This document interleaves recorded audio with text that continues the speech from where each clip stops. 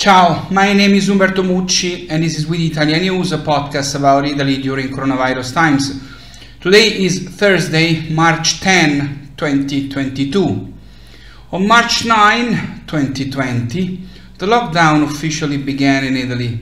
And on March 11, 2020, I decided to start a video broadcast in which I would tell you Italian American friends what was going on.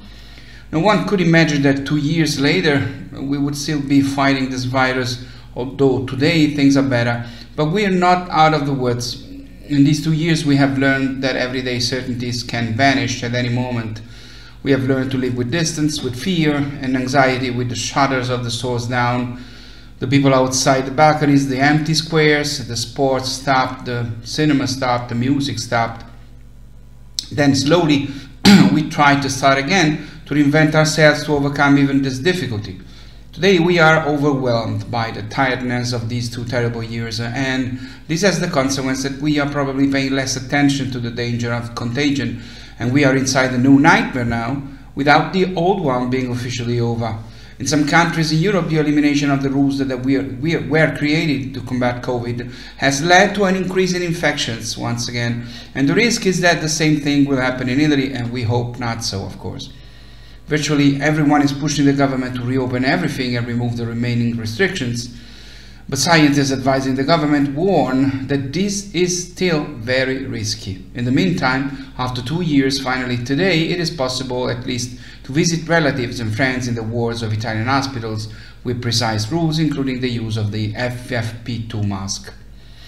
The problems that the war in Ukraine has already caused and will cause to Italy are enormous. The European Union is preparing a plan to do without Russian gas, and this certainly is great news, but the Italian government has declared that it is working to become independent within 30 months. And the question on everyone's mind is what will happen first, but also why previous governments have let the Italian energy policy depend so much on a country like Russia.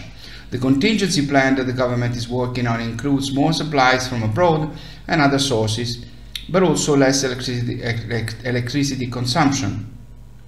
The idea is to turn off at night the lighting of our monuments, except those most famous, and the facades of buildings, to turn off the lights not used and to lower the heating of 1 degree in public offices and homes, and reduce the production of goods that require so much, including bread, pasta and pizza. Gasoline and fuel are also at unprecedented levels, and the Italian industrial production continues to fall. In January, there was a drop of 3.4% compared to December in all the main sectors of activity. It is the second consecutive month of decline, and with this, the Italian industrial production is back below pre-COVID levels. And these data are pre-war. The Italian economy will pay a very high price. In addition to the stop of the sale to Russia of Italian products, which in 2021 had increased by 14%, compared to 2020 and had led Italy to be, for example, the first exporter of wine to Russia, the Italian companies operating there are about 500 and risk not only to stop, but even to be expropriated and nationalized by the Russian regime. The humanitarian crisis of Ukrainian refugees fleeing war is unprecedented since the post-war period, the government head Draghi said. Italy has already received more than 20,000 and the numbers are expected to grow. And yesterday the head of the Italian government confirmed that those who are not vaccinated either agree to be vaccinated or will have to take a swab every 48 hours. For them, in the first reception centers, health, social and psychological assistance, legal orientation and Italian language courses are foreseen. The centers also provide services aimed at integration and vocational training. To accommodate them, the Italian government has decided to use houses, villas and apartments confiscated from the mafia. Not just them, but also them. It seems to me an excellent idea. Another issue on which the war has already now and will in the future have a very large impact is the implementation of the recovery plan, which provides for numerous reforms in many European countries in return for grants and loans from the EU. Looking at the economic fallout from the Russian invasion of Ukraine, it seems hard to believe that some of these plans will not be partially revised. The EU might give more time to member states to hit targets, but the risk is that it will disincentivize virtuous use of funds and slow down reforms. So it is likely that more time will be given, but that is not necessarily good news. Unfortunately, the first country in which there is this danger is Italy, where in fact, even in an emergency situation like this one, there is part of the majority that supports the government that has seriously jeopardized its continuation. The Italian government is at risk even now. It happens that the government wants to reform the catasto, i.e. the archive of all real estate on Italian territory, which has not been renewed for 80 years despite the transformations of the real estate market, but two of the parties supporting the government absolutely do not want to. This inventory of Italian real estate concerns any type of constructions and contains a series of information including the precise geographical location, the extension, but also the destination of use, i.e. the function of the building and the relative income. Basically, the archive is used to take a census of real estate and to establish how many taxes linked to the possession of one or more properties a person or company must pay. The two parties that are opposed to updating data that dates back to before World War II say that they do not want taxes to be raised. But the government does not want to raise taxes on those who already pay them. It wants to make them to be paid by those who evade them and update data that are clearly false and dated. It is on the basis of that data that taxes on housing and also values on the real estate market are calculated today. Furthermore, there are thousands of unregistered abusive properties on which no taxes are paid, and the reform would like to change them to make the system more transparent, simple and fair. Several governments have previously tried to reform this archive, but all attempts have been partial or unsuccessful.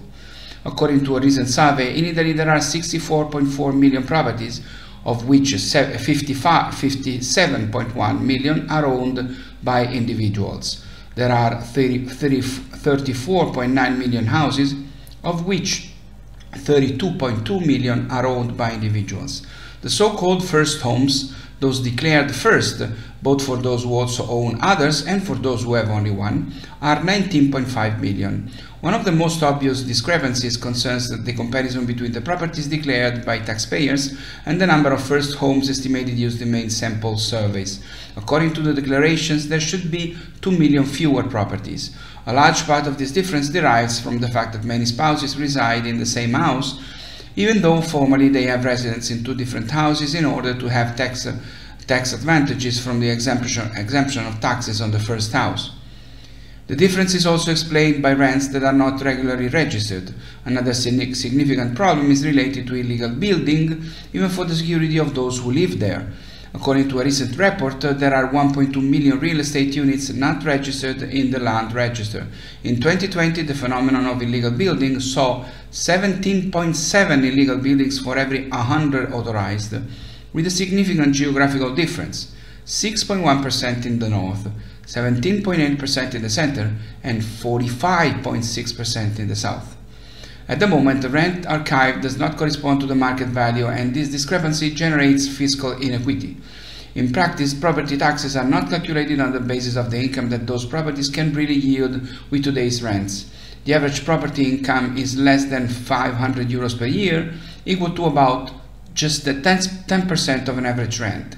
So the system is at this moment 90% of the market values.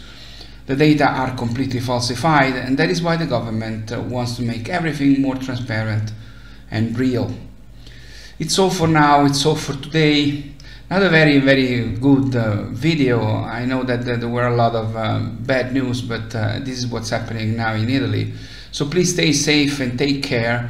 My name is Umberto Mucci. This was We the ItaliaNews. I'll see you next Monday. Ciao from Rome.